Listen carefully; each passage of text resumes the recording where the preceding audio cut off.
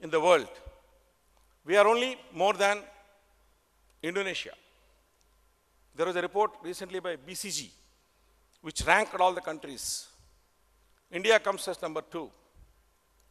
But then there are a number of other factors which are not related to manufacturing, which are ease of doing business, the perception of corruption, the infrastructure deficiencies, lack of reliable power supply, the taxes and duties. These are all issues which make manufacturing very unattractive, and it becomes costly if you load all that. So the advantage what you gain in low manufacturing cost is taken away by these kind of factors which you can call them as indirect factors to the manufacturing industry. But I would not like to spend more time on that. The reason being that there are a number of people to talk about those. This is the role of the government, this is the role of the facilitators. But I would like to concentrate on something which the industry must do. There are 4 or 5 factors. One is the scales of manufacture. For a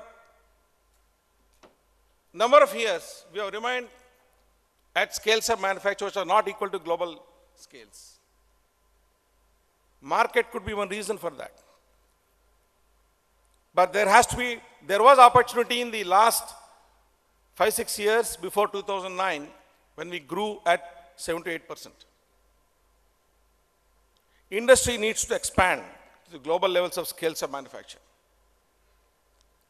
The situation which Mr. Arup explained about why there were no indigenous manufacturers for the photovoltaic cells.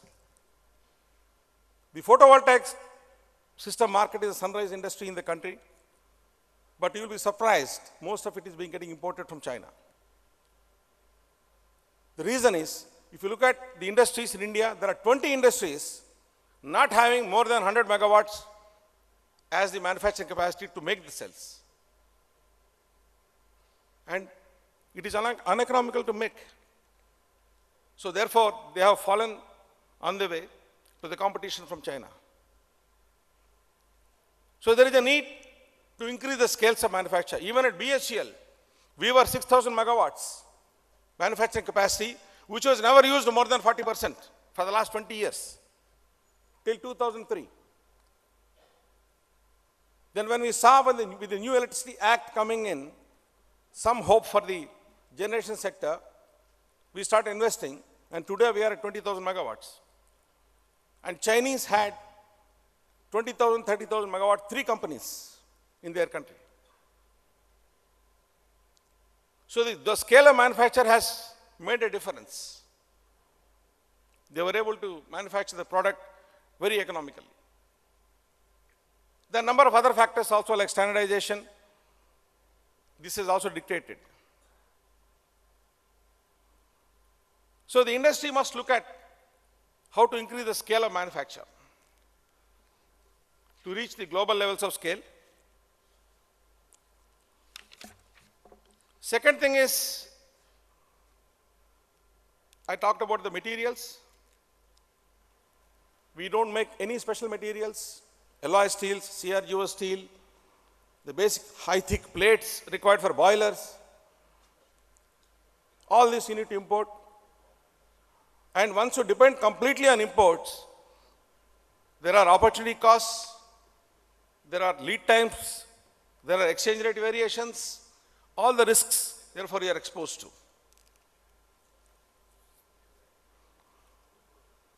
Now, the other thing is the engineering skills. Only manufacturing will not survive. You need to create engineering skills along with it. Even in BHEL, when we started, 1960s, I call it as a decade of learning for BHEL. When we had set up initially manufacturing facilities, when there is a need to apply to another application, when there is a need that there is a change in the characteristics of coal, which you need to engineer the boiler, it is required for us to set up the engineering groups. So for any manufacturing industry, unless there is a capability of engineering associated with manufacturing, it will not be possible for him to sustain. The products will keep on changing, technologies are changing. They are much more faster these days. And coupled with engineering is the R&D. This is where the country lacks. In India, the spend on R&D is only 0.7% of the GDP. If you vis-a-vis Chinese, almost double of that, 1.5% of GDP. The GDP size itself is very high. In Korea, it is 3.5%. In US, it is the highest. The spend on R&D, if you look at the R&D in any dimension, number of researchers per million, 135 researchers per million in India, whereas there were 400 people, researchers in China per million people. On the other front of import of technology also, I was just comparing the figures given by BCG. The technology royalty and the technology transfer fee, what is paid by India is a minuscule. Indian industry total. In China, it is almost 10 times that of India. In Korea, it is 20 times more than that of India. So technology is not being generated within. R&D is a must for the industry to do. We have shown the way in BHEL, at least last 5 years. I must tell you that we are filing 1 patent or 1 copyright per day. Last year it was more than that. We're almost at 2.5% of our sales. My R&D budget stands around 1,250 crores a year. We are now taking up a major development project. In fact, I was also asked to speak about something on technologies, which I will talk about a little later. So R&D is a must. R&D is the third factor, which I feel must be kept in mind. The fourth aspect is the resource intensity. If you look at the manufacturing cost profile in the companies, highest cost is for materials. 65% of the cost in manufacturing industry is materials. Vis-a-vis the world average, in US it is 1/3. In China it is around 50%. That means what? The value addition is becoming low and low. We are using the material, which is already there is a value added in that, and that is being used. So the material cost and the fuel cost. So the value addition is only 20%. Vis-a-vis 1/3 is in China and about 50% is in US. This is 25 years average. This needs to be corrected. In fact, in our evaluation also, that if the manpower cost is high as a percentage of sales, we feel it is bad. We have a Navaratna companies and Maharatna companies categorization for the public sector undertakings. One factor is this, that they give negative marks if the manpower cost is high as a percentage of turnover. This needs to be corrected. We need not be shy of manpower cost, but of course it has to be used productively. Since I have got limited time, I will talk about 2 minutes on new technologies in my field. In fact, power generation is the most inefficient process in the whole process. If you put in 100 kilocalories in terms of coal in the boiler, you get only 36% efficiency at the end of as power, usable power. These are the generation. In transmission, you're going to lose technical losses roughly about 12%. And distribution further, anywhere between 15 to 20% you lose. If you calculate that, if you put 100 kilocalories in the primary energy of coal, you get only 20 kilocalories as usable energy. You lose in the whole chain 1/5. So there is a need to improve efficiency in all these processes. That's why India went in from subcritical to supercritical, and we are working, NTPC, BHEL and IGCAR are working together to develop what is called advanced ultra supercritical technology, which will take the efficiency from 36% to 46%. Similarly, in transmission technologies, there are a number of new products are coming up. Flexible AC auto transmission systems are coming up, which increases the efficiency of the system. We have recently introduced 2 days back, we commissioned what is called a phase shifting transformer, which is completely developed by BHEL, the first one in Asia. It will increase the transmission capability. Similarly, in the distribution segment, and also at the end of the chain, is the consumer equipment. We need to see that all these equipments are very efficient. One statistics I'll give you at the end. Mr. Arup Rai talked about the per capita consumption. If you look at the carbon emissions per the unit of one carbon emission, 1 ton of carbon emission, the GDP produced by us is $0.7. The world average is $1.67. China is below us at 0.55. So there is a need for us to improve that we are putting in so much of carbon into the atmosphere, we must use it productively. The GDP to that has to increase, at least we should reach the world average levels. So that means all this has to happen by the efficiency of the technology, efficiency of the equipment what we use, the way what we use. One more aspect when I talked about the industry and manufacturing is the quality. The casualness we have approach for the quality has to go.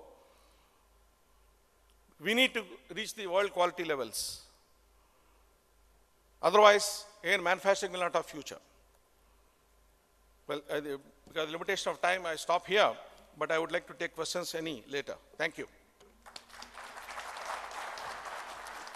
Thank you. Thank you very much, Mr. Rao, for a very elusive presentation of what's happening in the electricity sector. I'm sure you'll all have a lot of questions to ask him on how to set up manufacturing units in India, and if BHEL can give them some umbrella, or you want to do something on solar from those of you who are abroad. Now, what I request here is, we have 2 more speakers. They will make their presentation, and unfortunately, we started half an hour late because you all came late. So we are running a little behind schedule, but we'll let it go as it is because you would like to hear them. What I request is, those of you who would like to ask questions, can please note down your names on a piece of paper in the pad which is available with you. Not the questions, your names. And just give it to the organizers. And you should write your name down, and you should say whether you're sitting on the left side or the right side of the podium. Let it go by whether you're sitting on the left side or the right side of the podium. I will try and see that I can balance the questions from both the sides, one by one. And if you can also write as to which speaker you want to ask the question, then I'll hand that over to the speaker to call. You then raise your question. You don't have to write the question here. The organizers, can you please do the collection in between?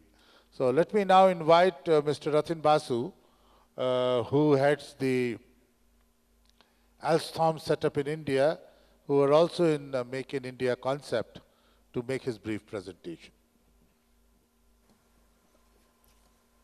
Dr. Arup Rajodhary, Mr. B.P. Rao, Mr. Arup Jyotsi, and distinguished guests and BTUS alumni. It's a great delight to be here with you this morning to present a short talk on the power sector, the transmission sector, as well as what Alstom has done till date in the country.